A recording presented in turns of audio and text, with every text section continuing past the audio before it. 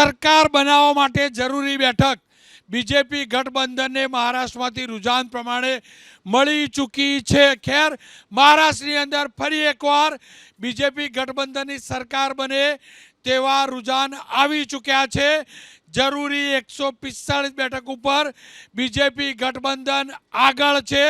ફરીથી કહીશ, મહારાષ્ટ્રમાં કમળ ખીલ્યું છે, મોદીનો જાદુ ચાલ્યો છે, અમિત શાહની ચાણક્ય નીતિ ચાલી છે, સાથે જ શિંદેની જે સેના હતી તેના કરતાં ઠાકરેની સેના ઘણું સારું કરી રહી છે। તો બીજી તરફ બીજેપી એકલા હાથે અત્યાર સુધીના રુઝાન પ્રમાણે 145માંથી 91 બેઠક ઉપર આગળ છે।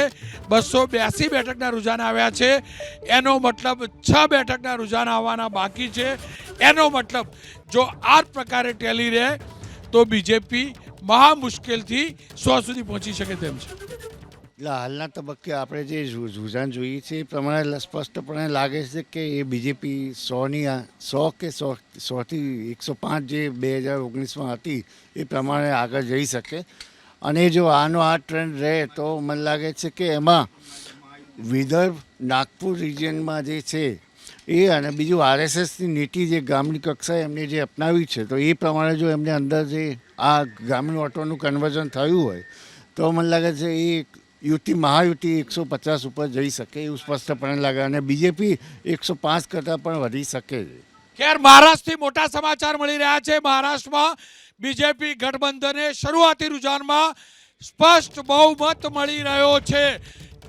સરકાર બનાવવા જરૂરી 145 બેઠકથી આગળ વધી બીજેપી ગઠબંધન 147 બેઠક તરફ આગળ વધી રહ્યું છે। કોંગ્રેસ 121 બેઠક, અધર 16 બેઠક, પરંતુ સવાલ એ છે કે બીજેપીને કેટલી બેઠક મળશે। બીજેપી જે 5 બેઠકના હજુ રુઝાન આવવાના બાકી છે, પરંતુ અત્યાર સુધી રુઝાન આવેલા 283માંથી 94 બેઠક ઉપર બીજેપી આગળ છે। શિંદે 28 બેઠક ઉપર આગળ છે। ઠાકરેની સેના 34 બેઠક ઉપર આગળ છે। જો ઠાકરેની વાપસી થાય તો શિંદે એક્ઝિટ થાય ના થાય, શિંદે એક્ઝિટ ના થાય। એ બીજેપી બંનેને બેલેન્સ કરીને જ આગળ ચાલે, કારણ કે એના ઉપર સરકાર 2.5 વર્ષ ચાલી છે।